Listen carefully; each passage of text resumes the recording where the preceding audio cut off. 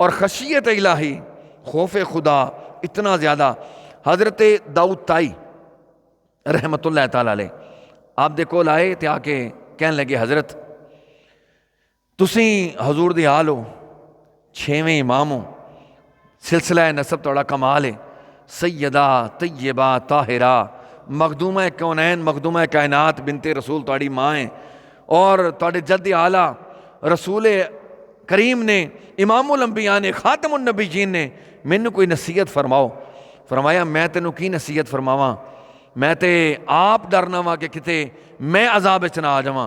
फरमाया हज़रत तुहाडी इतनी वड्डी निस्बत, आला निस्बत, तुसी फिर भी डरदे हो। फरमाया जितना जड़ी जद दा तू ना लिया है ना, मैनू डर लगता है कि वह जद कल मेरा दामन पकड़ के ना कवे, जाफर तू तो सारी जिंदगी ऐशो इशरत गुजारी है, तू साड़ी पैरवी की नहीं, साढ़े नक्शे कदम ते चलिया नहीं, तू साड़ी तबाही नहीं की। फरमाया मैनू बड़ा डर लगता है। हज़रत दाऊद ताई फरमाते ने जो उन्होंने मैं जुमले सुने ना, फिर मैं अपने आप गौर किया, जो इमाम जाफर सादिक का यह हाल है कि अल्लाह के खौफ तो डर तो इतना तायब होंगे ने, तो असी किधरे जाना है जो हजूर की हाल होके इमाम होके इन्ना रब दा खौफ है।